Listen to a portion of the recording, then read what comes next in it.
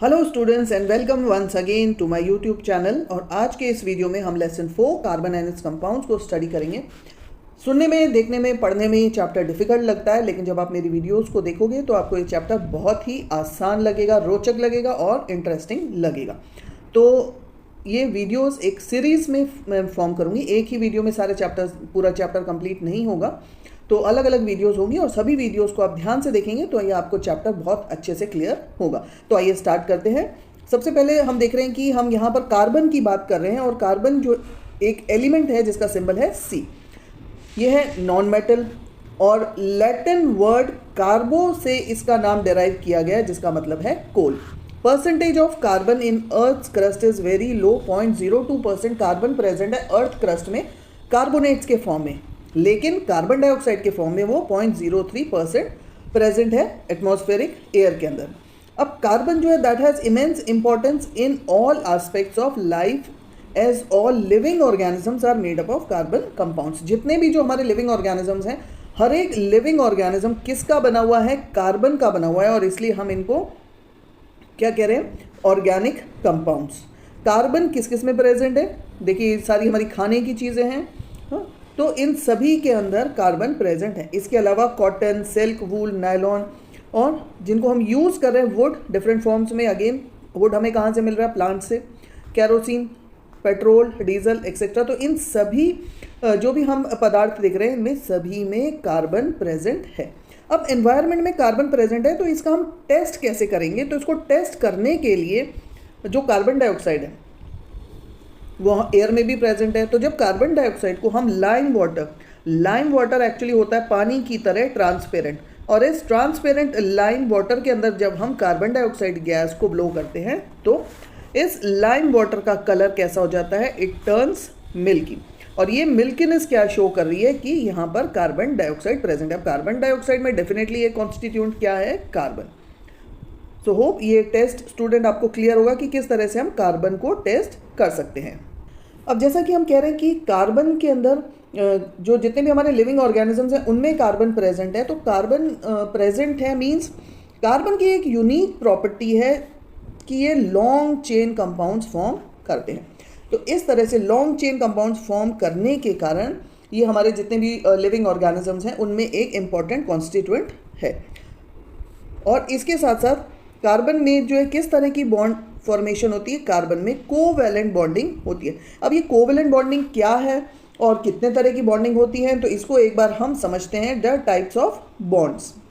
तो जैसा कि हम देख रहे हैं टाइप्स ऑफ बॉन्ड्स दो तरह के हैं। एक है आयोनिक बॉन्ड्स में कंप्लीट ट्रांसफर हो रहा है इलेक्ट्रॉन्स का, और कोवैलेंट के अंदर शेयरिंग ऑफ इलेक्ट्रॉन्स है। अब कार्बन का एटॉमिक नंबर 6 है, इसके 2 शेल्स। सपोज ये कार्बन का न्यूक्लियस है तो इसका ये जो फर्स्ट शेल है जिसके अंदर 2 इलेक्ट्रॉन्स हैं, और सेकेंड शेल के अंदर इसके 4 इलेक्ट्रॉन्स है, 1, 2, 3 एंड 4, जिसको हम कह रहे हैं L शेल, और फर्स्ट हमारा था K शेल। तो अब आउटर मोस्ट में हम देख रहे हैं कि 4 ही इलेक्ट्रॉन्स है, मीन्स इसको स्टेबल होने के लिए इसको 4 इलेक्ट्रॉन्स और चाहिए। तो ये ना तो इलेक्ट्रॉन्स को लूज कर सकता है, ना ही ये 4 इलेक्ट्रॉन्स को गेन कर सकते हैं। क्यों? क्योंकि इसका साइज बहुत छोटा है, और छोटा साइज होने के कारण इसके जो इलेक्ट्रॉन्स हैं वो न्यूक्लियस के साथ टाइटली हेल्ड है, और इनको हम बहुत एनर्जी देने के बाद भी रिमूव नहीं कर सकते। तो इसीलिए इनके अंदर कार्बन एटम में क्या हो रहा है? शेयरिंग ऑफ इलेक्ट्रॉन्स, और जहाँ पर शेयरिंग हुई वहाँ पर कोवैलेंट बॉन्ड फॉर्मेशन हो रहा है। अब क्योंकि इसके आउटर मोस्ट में हमने देखा कि कितने इलेक्ट्रॉन्स हैं? 4 इलेक्ट्रॉन्स हैं, तो इसकी वैलेंसी कितनी हो गई? टेट्रा वैलेंट, क्योंकि 4 इलेक्ट्रॉन्स को ये शेयर कर रहा है, ना ये लूज कर रहा है ना ये गेन कर रहा है। एक एग्जाम्पल्स हम देख लेते हैं कि transfer of electrons means ionic bond का एग्जांपल देखते हैं।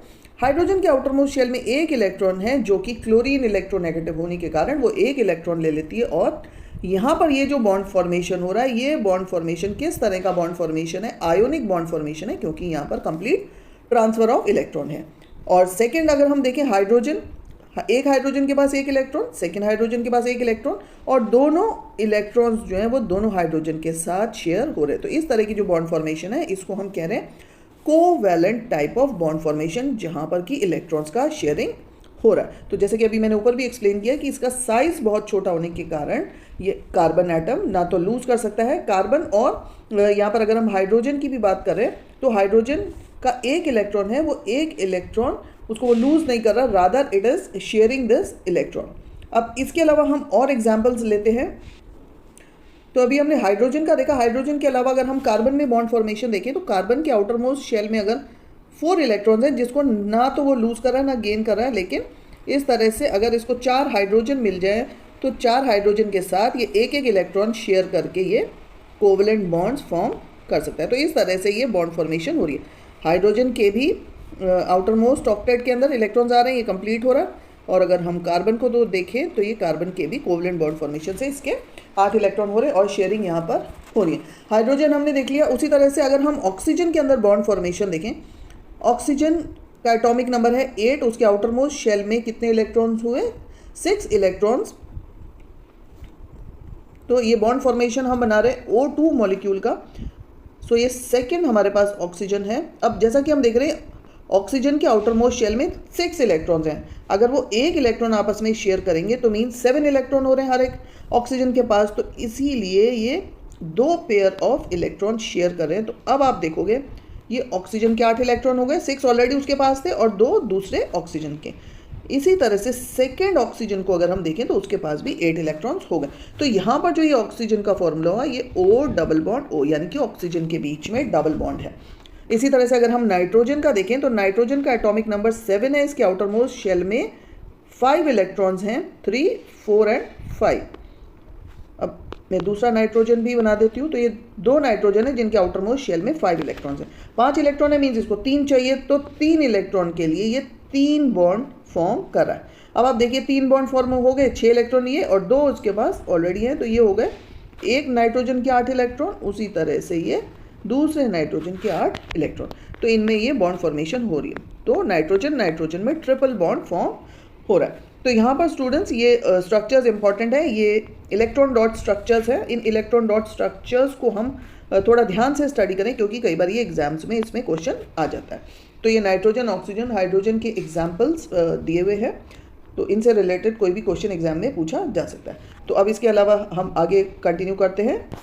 अब हमने देखा कि कार्बन जो है उसमें यूनिक प्रॉपर्टी है लॉन्ग चेन कंपाउंड्स। इस प्रॉपर्टी को क्या कह रहे हैं हम? कैटिनेशन, जो कि एक यूनिक एबिलिटी है कार्बन के अंदर और इस कैटिनेशन के कारण ये लार्ज मॉलिक्यूल्स फॉर्म करता है। तो इस तरह से कार्बन जो है वो लॉन्ग चेन कंपाउंड्स फॉर्म करते हैं। अब ये सिंगल बॉन्ड भी हो सकते हैं कार्बन कार्बन के बीच में, डबल बॉन्ड भी हो सकते हैं, ट्रिपल बॉन्ड भी हो सकते हैं। अब कोई भी दूसरा एलिमेंट नहीं है जो इस तरह की कैटिनेशन की प्रॉपर्टी शो करे जो कि कार्बन शो करा। कार्बन के अलावा अगर हम एक एग्जांपल और देखें तो वो है सिलिकन, लेकिन सिलिकन में भी सिर्फ 7 to 8 he carbon chain form होती है। अब इसमें जो हम कह रहे हैं कि कैटिनेशन की प्रॉपर्टी है, तो ये हम यहाँ पर देख रहे हैं कि कार्बन या तो एक सिंगल चेन के फॉर्म में हो सकती है, जैसा कि आप नीचे एग्जाम्पल भी देख रहे हैं। सिंगल के अलावा ऐसे ब्रांचड चेन भी हो सकती है, उसके अंदर ब्रांचेस भी उसके अंदर निकल सकती हैं। ब्रांचेस के अलावा जैसे यहाँ पर आप देख रहे हैं ये रिंग फॉर्म में हमें नजर आ रहा है, तो कार्बन जो है वो रिंग फॉर्म में भी हो सकती है। अब हमने देखा कि कार्बन की एक तो प्रॉपर्टी हो गई कैटिनेशन, दूसरी उसका नेचर है टेट्रावैलेंट। टेट्रावैलेंट उसका नेचर क्यों है? क्योंकि उसका साइज बहुत छोटा है। छोटा साइज होने के कारण उसका जो न्यूक्लिया है वो उसके आउटर मोस्ट जो 4 इलेक्ट्रॉन है उनको बहुत टाइटली पकड़ के रखता है, जिससे कि वो 4 इलेक्ट्रॉन लूज नहीं कर सकते। रादर जो है कार्बन उसको शेयरिंग में यूज़ करता है, और शेयरिंग में क्या हो रहा है यहाँ पर स्ट्रॉन्ग कोवलेंट बॉन्ड्स फॉर्म हो रहे हैं। अब ये strong covalent bonds carbon carbon के बीच में हो सकते हैं, या जो बॉन्ड्स हैं वो किसी और एलिमेंट्स, जैसे फॉर एग्जांपल यहाँ पर हम एग्जांपल देख रहे हैं हाइड्रोजन के साथ हो सकते हैं, ऑक्सीजन के साथ, नाइट्रोजन, सल्फर या क्लोरीन के साथ भी कार्बन जो है वो बॉन्ड फॉर्म कर सकता है।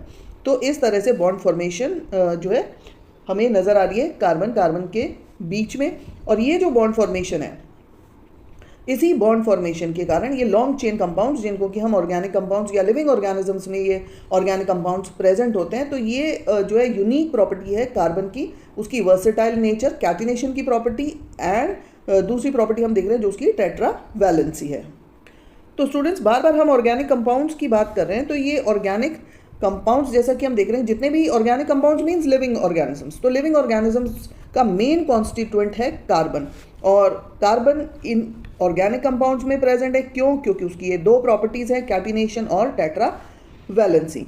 तो इसीलिए हम इसको कह रहे हैं कि ये जितने भी लिविंग ऑर्गेनिजम्स हैं उसमें प्रेजेंट है। अब इनिशियली पहले ये सोचा गया था कि ये जो ऑर्गेनिक कंपाउंड्स हैं, इन ऑर्गेनिक कंपाउंड्स जो कि लिविंग सिस्टम के अंदर प्रेजेंट है, इसको हम आर्टिफिशियली सिंथेसाइज नहीं कर सकते। लेकिन लेटर फ्रेडरिच वोलर ने एक यूरिया को प्रिपेयर किया फ्रॉम अमोनियम साइनेट, और इससे ये पता चला कि हम इन ऑर्गेनिक कंपाउंड्स को आर्टिफिशियली भी सिंथेसाइज कर सकते हैं। यहाँ पर दो एग्जाम्पल्स मैंने आपको शो किए हैं, एक प्रोटीन और कार्बोहाइड्रेट। तो ये आर हम देख रहे हैं, तो ये are is nothing but a long chain compounds. तो वो डिपेंड करेगा कि उसका फॉर्मूला क्या है, कौन सा प्रोटीन है वो, तो उसी के अकॉर्डिंग उसमें ये लॉन्ग चेन कंपाउंड्स है। यहाँ पर हम एन देख रहे हैं, तो एन यहाँ पर हो सकता है नंबर ऑफ कार्बन एटम्स। उसी तरह से एम हमने देखा, तो ये एम क्या है कि इसके अंदर कितने हाइड्रोजन या कितने ऑक्सीजन एटम्स इसके अंदर प्रेजेंट है। सो होप स्टूडेंट्स ये वीडियो आपको क्लियर होगी। सिंपल है, इजी है। अभी हमने इसमें एक ही टॉपिक इसमें कवर किया है, उसकी टेट्रावैलेंसी और उसकी कैटिनेशन की प्रॉपर्टी। इसी तरह से छोटी छोटी वीडियोस में कंप्लीट चैप्टर को आप देख पाएंगे in simple words. So happy learning and enjoy the video, and thank you for watching this video.